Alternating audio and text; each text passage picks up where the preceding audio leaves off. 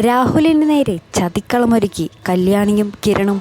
മൗനരാഗം കിടിലൻ ട്വിസ്റ്റിലേക്ക്. മൗനരാഗം നമ്മുടെ കല്യാണിയും കിരണും കൂടി നമ്മുടെ രാഹുലിനെ എങ്ങനെയെങ്കിലും ആ ഒരു പണി 8ൻ്റെ പണി കൊടുക്കണമെന്നുള്ള ഒരു ചിന്തയിൽ തന്നെയാണ് ഇപ്പോൾ പോകുന്നതൊക്കെ എന്നാണ് നമ്മുടെ രാഹുലിൻ്റെ മരുമകൻ്റെ അടുത്തൊക്കെ ഇങ്ങനെ സംസാരിക്കുന്നുണ്ട് അവർ. അപ്പോൾ അവനും പറയുന്നുണ്ട് ഇതിൻ്റെയൊക്കെ പിന്നിൽ അയാൾ തന്നെ ആയിരിക്കും, അയാൾ മാത്രമാകാനേ വഴിയുള്ളൂ, അയാൾക്ക് അങ്ങനത്തെ ഒരു മൈൻഡാണെന്നൊക്കെ ഇങ്ങനെ പറയുന്നുണ്ട് കേട്ടോ. അപ്പോൾ കല്യാണിക്കും കിരണിനും ഏകദേശം ഉറപ്പായി ഇതിൻ്റെ പിന്നിലൊക്കെ ഈ രാഹുലിൻ്റെ കൈകൾ തന്നെയാണെന്നുള്ളത്.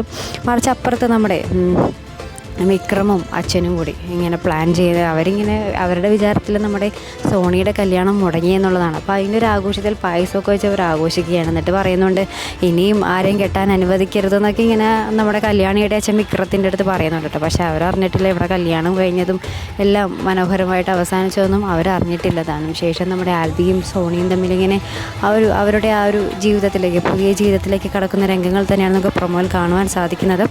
എന്തായാലും നമ്മുടെ കല്യാണിയുടെയും കിരണിൻ്റെയും ആ ഒരു പക, നമ്മുടെ രാഹുലിനെതിരെയായിട്ടുള്ള ആ ഒരു 8ൻ്റെ പണി, അത് നമുക്ക് കണ്ട് തന്നെ അറിയേണ്ടിയിരിക്കുന്നു. എന്തായിരിക്കും അവർ ചെയ്യാൻ പോകുന്നതെന്ന് അറിയാനായിട്ട്.